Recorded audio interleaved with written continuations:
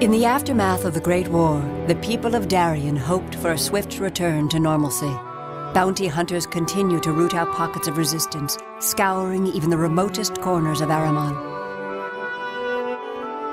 Our true story begins ages ago with the mage emperor Garrachaius, the great unifier of Darien, who abdicated his throne to his children. Garrachaius had grown weary of the deathless eternity that his life had become. In a stunning burst of magic, he traded immortality for one last mortal lifetime. Slipping around the palace guards, Garrachaius departs Darien forever in a small fishing boat. He navigates the treacherous Kuvera Straits, eventually reaching the land of Creon, far to the northwest. As ruler of Darien, my magic cheated death, yet it also robbed my life of pleasure. I gave all for this ripe adventure leading to a happy end, and I shall make of this barren waste of Creon a fitting nation to build my burial tower. They have metal, I gave them metallurgy. They have alchemy, they will have chemistry. They have superstition, I give them science. Yet I tremble for those magic-besotted children of mine who in centuries hence must gaze on the blazing comet of Creon's rise. But enough of things to come. Father Time, father to us all, shall see it all dust, and castles, and dust again. Garrachaius, former mage emperor of Darien. The distant, secretive land of Creon was the true source of the gunpowder that turned the tide of the war against Loken. But victory has a price, paid in blood and in gold. Elson of Ahriman had shared in triumph over Loken and agreed to pay for Creon's invention. But gold draws raiders as blood draws sharks. No predator was more dangerous than a renegade group of fanatical Tarosians called the Cult of Loken, led by the fearsome wizard Helligrin. Our magic has divined Varunan ships bearing gold from Ahriman. Loken willing, our dark ships strike quick and true, and Varunan flotsam shall bear crimson witness to the hungry sea. Helligrin, priest captain cult of Loken.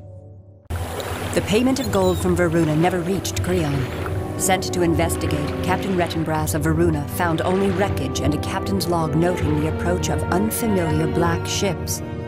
Creon also decides to investigate the delay in their expected payment. When the flotilla of their dark hulls suddenly appears on the horizon, Rettenbrass responds swiftly. The foremast hand has spotted the enemy. I am beating to quarters and engaging them directly. The favor of Lear be with us. Captain Rettenbrass, Her Majesty's ship, Perilous. Rettenbrass had unwittingly struck a spark that would ignite the world. Creon responded with outrage and an intimidating combat-hardened flotilla. Varuna's battle-wise leader, Karenna, had no desire to confront the unknown strength of Creon so soon after a devastating war. She ceded the northwestern island of Kaura to Creon control, ostensibly as a gesture of peace. But the people of Kaura rose up in spontaneous rebellion against the iron hand of their new masters, even as the voice of their new colonial ruler was heard throughout the land. People of Kaura, rejoice! Your bondage to the vile superstitions of magic is ended, and an age of reason and enlightenment is begun. Join us, and the streets will be paved with Creon gold. Defy us, and they'll be cobbled with bones. But the rebels would have none of it. Meanwhile, Elson of Ahriman was furious with Karenna, all the more so because Kaura had at times been a part of his kingdom. He sent her a message by Spyhawk. Sister Karenna, I would apprise you of my latest observer's report. The Ahriman gold entrusted to your care was blundered away to privateers. Then your incompetent underlings compound your error with an attack on a great sovereign state with untested resources. At the least, you have stupidly put us all at the mercy of their gunpowder. As to the Aramonian protectorate of Kaura, how dare you offer our land to atone for Varuna's sins of state? Elson, Mage King of Ahriman. Elson's fury with Karenna and Varuna was an ill-kept secret and a popular sentiment. A commander in Mahari decided to seek his sovereign's approval with an attack upon Varunan ships at anchor in port. One Varunan ship captain fought desperately to win passage to the open sea. Ages earlier, Garrachaius had mused upon the impetuous nature of his newly adopted nation. How these warriors of Creon remind me of my daughter Corinna in her youth. Never far from righteous anger, ever confident she was in the right, and willing to thrash anyone who disagreed. With my guidance to temper their steely spirit, these Creonite upstarts will surely rule the western lands and seas in a few generations. Garrachaius, first sage of Creon. His words were more prophetic than he dreamed, as this urgent dispatch from Varuna's monarch showed. People of Caura, know that Varuna is with you in this desperate hour. Together we will surely throw these tin gods back into the icy mother sea to rust and ruin. Stand together and resist as long as you can. I will send aid as quickly as possible. Karenna, sea mage of Varuna.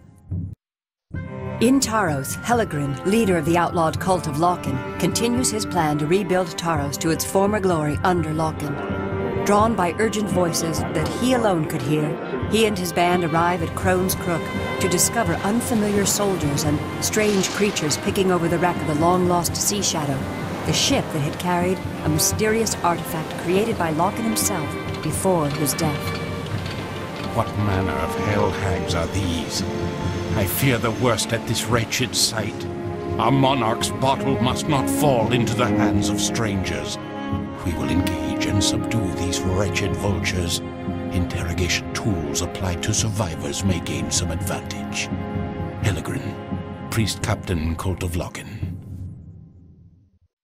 As it happened, the cult of Loken were too late to capture their precious bottle at the wreck and turned elsewhere in their quest.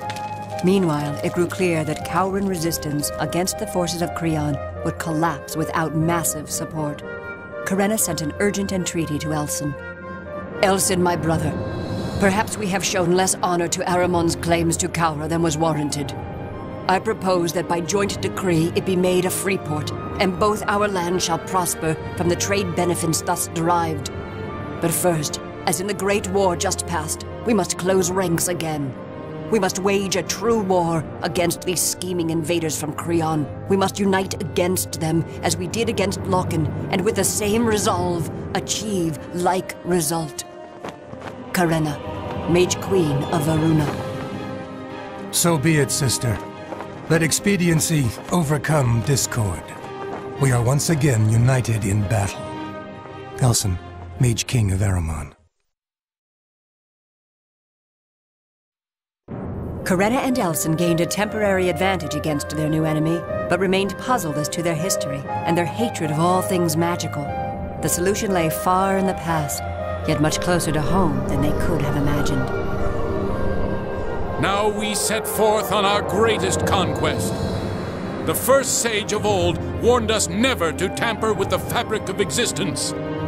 These weirds who harp reality with foul magics must be put down with honest blades and bullets. Menelaus, 27th Sage of Creon. Their awe-inspiring iron fleet hidden just offshore, the Creonites suddenly fall upon Caura in a dark tempest of steel, lit by the orange lightning of cannon fire. Creon's victorious forces proceeded to the mainland of Aramon, thus pitting the adoptive heirs of Garrachaius against his natural-born son, a battle he foreshadowed centuries earlier in his journal.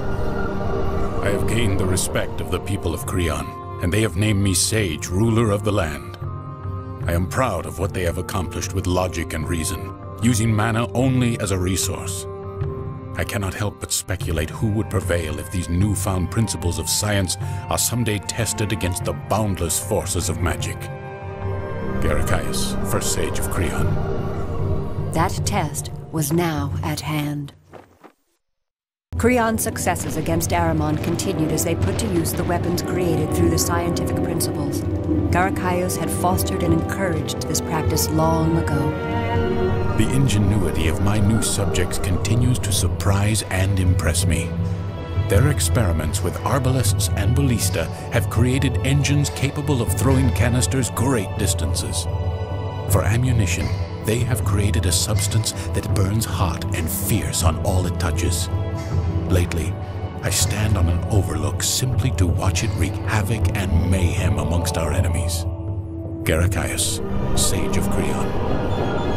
The ingenious and menacing war toys of Creon tore through the Mage Emperor's first domain like the blades of a slaughterhouse. Battle orders to the 3rd Royal Command of Ahriman. You shall make a brave stand at King's Barrow Hills. The setbacks of Ferodon and Guest must not be repeated on this hallowed ground. This metal juggernaut will be stopped, and stopped here. Wherever free men shall gather on this day in Ahriman, they shall suffer regret they did not witness the valor of seasoned soldiers laying waste to the clunking junk heaps of Creon.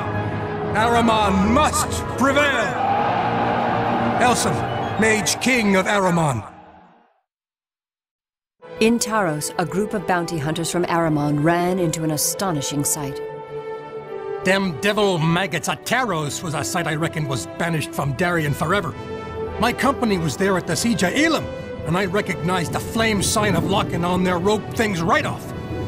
Well, I was thinking, I'll have the glory of the last blood of the war, not to mention a snoggerin' fat bounty, as the locals would say. Matero the Cleaver, soldier of fortune. The bounty would prove fat indeed. The bounty hunters recover gold from the cult, freshly stamped by the Royal Exchequer in Keluan. Once news of this reaches Elson, he is stunned to realize that his gold payment to Creon for their gunpowder was intercepted by Tarosians still loyal to Lochen. The premise for war with Creon was false, yet how to mend fences now? Varuna had lost the gold, and then mistakenly attacked Creonite ships, sealing their fate with the Iron Machine to the west. Only a bold and risky plan might succeed, to Ahriman's gain. By decree, generals of the Ahriman Guard, I grant command of the home forces to you. As for me, I will personally lead an elite expeditionary force equal to 4 raider battalions into the caverns of Bis, which, if the Miners' Guild can be trusted, will see us through the mountain to the very heart of Creon. But look to the lords of the north. I fear they may use my absence to bring ill to Ahriman. Elson, Mage King of Ahriman. Elson's worries proved to be well-founded. The Lords of the North declared common cause with Creon and took the field against what remained behind of the Ahriman army and irregular loyalist units. Their common sigil being golden, reminiscent of the livery of their Creonite allies, they were quickly labeled Yellow Jackets by the forces of Ahriman. I reckoned that going for glory into the caverns abyss was naught but rushing into an open grave. My assignment back home seemed a dream for sure. But when these blasted Yellow Jackets swarmed upon us, I had my doubts I'd cheated fate. And rounding up deserters or bringing in a thief gone to ground, that's one thing, but this was outright war. Brother against brother. Mathero, 2nd Squad of Lord Elson's daggers. Hellegrin of the Cult of Lochen had ruthlessly interrogated Creonites captured at the wreck of the Sea Shadow. From their agonized confessions, he learned of the bottle and wrote of the next steps for his fanatical followers. The facts are simple. The object of our great quest is in the hands of the leader of these ironclad savages. However, we lack the great ships to weather storm and cannon across the well-patrolled seas of Darien. Thersha of Zon may agree to provide transport by air, but she is well hidden in her thick jungles. We must first fight the weird tribes of Zon to gain her audience. Hellegrin, Priest Captain Cult of Lochen. Under the mountains, Elson's forces make their way through fierce gauntlets of nocturnal horrors, only to find a vast subterranean river blocking their path.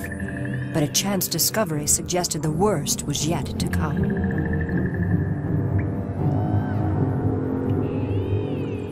Just after we found the big river, I stumbled over a hunk of rock that turned out to be a miner, or what used to be. I informed the captain at once. There was not much left to claim as human, ate by a devil-jawed beast from the look of the pieces. Some coins had come out of his pack, scattered about. Captain said they looked Creon, and all hell broke then, 'cause he was spying for sure. We was known to the enemy now. Company's coming. Dowser Huck, foot soldier of Ahriman. Creon now is poised to invade the main island of Vidara at the very heart of Varuna. a desperate Queen Carena sends an envoy to the Sage of Creon to sue for peace. Carena, your emotional arguments hold no sway with those who revere logic and science above magic and superstition. We need no such primitive belief systems, no crutches to advance our superior civilization across Darien. We shall, however, grant you swift return of your envoy, as soon as the glacier bears have done with her. The remaining portions will be served to you cold as your unconditional surrender entree.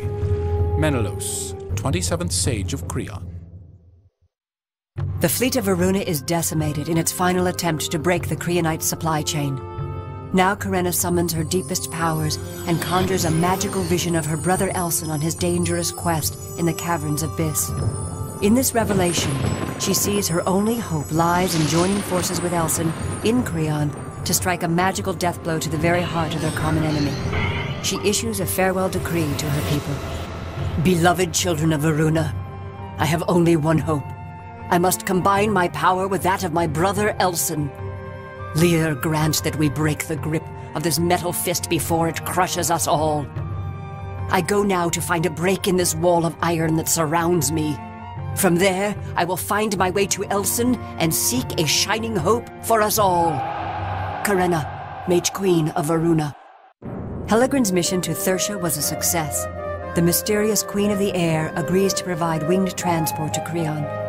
Thersia and members of the Cult of Loken now traverse the treacherous updrafts over Ulan's fingers. Even the fervent cultists find reason to doubt their quest and their enigmatic leader. One party member voices her misgivings. Many of us secretly whisper our doubts on Hellegrin's sanity. This labyrinth chase through the passes has no point. Why don't we merely summon great clouds of black mana and be done with this foolish errand? But Hellegrin will have none of it. He claims to hear our deceased monarch and seek counsel from that mistress to beasts, Thersia, the very one who failed our lord in the Great War.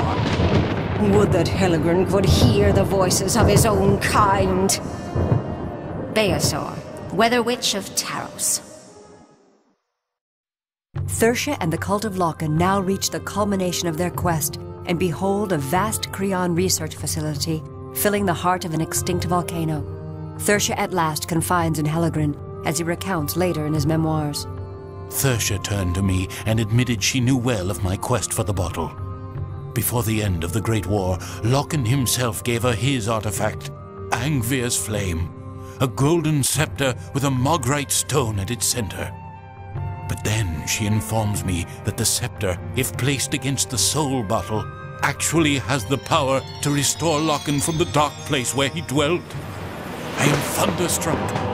The voices in my head are riotous. My long quest for King Loken must be nearly done. Hellegrin, Priest Captain, Cult of Loken. Revivication without the presence of the original body was considered a dangerous and heretical practice, even among the most evil mage priests of Taros. But first, Thersia and the cult must reach the bottle at the heart of the bizarre Creonite facility. The Cult of Loken fulfilled their dark quest, and their sovereign walked once more in this world. A verse from the Bard of Elam recounts Loken's first words upon his return to the living. All is lost, that all may gain again. In faith, this iron bane of Taros and all Darien, upon this stormy resurrection day, shall suffer grievous for its policy. An end so like death, as if never was. Loken, necromancer of Taros. Loken had rejoined the living, but surrounded by Creonite enemies. For how long? Centuries earlier, Garrachaius had been in an unusually contemplative mood. My adopted country has been victorious in battle and grown strong. I am pleased, and yet, for all their fractious quarreling, I miss my children. Perhaps someday they will come to visit my new home. Garrachaius, first Sage of Creon. Inside the walls of his capital, the current Sage of Creon grew frantic. Fire wagons to flanks! Where's the 3rd Trooper Regiment? And where's the enemy? Curse these mage-soaked demons! They're using this superstitious pap to cloak themselves from view! Menelaus, 27th Sage of Creon. The first children of Garrachaius had come at last to Creon. Creon's early victories were disheartening to Elson, but reinforcements arrived through the caverns of Bis and poured into the vicinity of Attis, the capital of Creon, in ever-increasing numbers. That evening, an entourage approached that would give Elson great relief. Elson, rejoice! I have arrived at last in your hour of need, even as you aided me at Caura. Let us toast to the defeat of our common enemy, Carena, Mage Queen of Varuna. The merriment was short-lived. Brother and sister retired to plan the final siege of Attis. Soldiers would march at dawn. The outer shell of Creon's defenses was cracking, but the core remained resolutely defiant. But then a new force arrived by air to join forces with Elson and Carena, one totally unexpected and unforetold. The tent smelled of civilization. A putrid mixture of perfumes, soaps, and over-seasoned broth stews. The Lord of Arrogance and the Queen of Seaweed made no attempt to hide their contempt of me, nor I them. But since I found that this new Iron Plague was even worse than their pretentious prattle, I pledged with their purpose, and Locken's efforts as well. The rest, as they say, is history. Thersia, Huntress of Zon. The united armies of Aramon, Varuna, and Zon were arrayed against a solemn yet determined sage of Creon. Now they fly at me as well? With these hosts of winged horrors? So be it! We'll be scraping them off the wings of our flying machines like the overgrown sowbugs they are! Menelaus, 27th Sage of Creon! And so the family reunited for the final assault. So we are pulled together once again by the irresistible magnet of self-interest. Under my direction, you will... Your direction? Do not forget that it was your own meddling that brought these invaders. Thersia, had you not sided with Locken in the Great War, we never would have needed the gunpowder that Creon provided. Yes, that turned out quite well, did it not? Now let us pinch tight our noses and enter the fray conjoined in familial bliss. A touching portrait for Father Garrachaius. The future of the world now hung in perilous balance. War's end would come not cheaply, nor quickly, nor mercifully.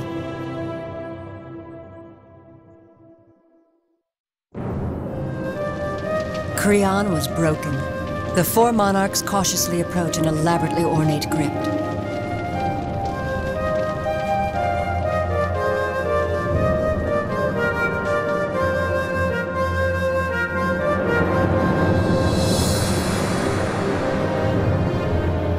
The Creonites realized their founder was once a mage wizard. The rulers of Darien discovered they had almost been destroyed by the final ambition of their own father. Creonites became more isolated and less certain about carrying the religion of science to the unenlightened. They withdrew their expeditionary force from Darien and destroyed the Creonite entrance to the caverns of Bis in a titanic explosion. Back in Darien, the four monarchs had much to do. Carena, chastened but ever eager for a chance for profit, began regular trade with the restive, brooding land of Creon. Locken returned to Taros, but none of his siblings trusted that death had softened his nature. Thersia melted back into the wilds of Zon and raised up even more nightmare creatures to guard her privacy. And Elson returned to put down the remnants of rebellion, outwardly unchanged but inwardly shaken, wondering whether Garrachaius would ever truly be gone from his life. The words found carved on the crypt in Creon gave him cold comfort. At last I lie, 'neath bitter stone, perforce at rest.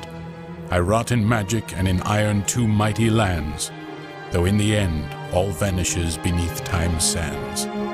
In life anew, inequities shall be redressed. Garrachaius, Mage Emperor of Darien, first Sage of Creon.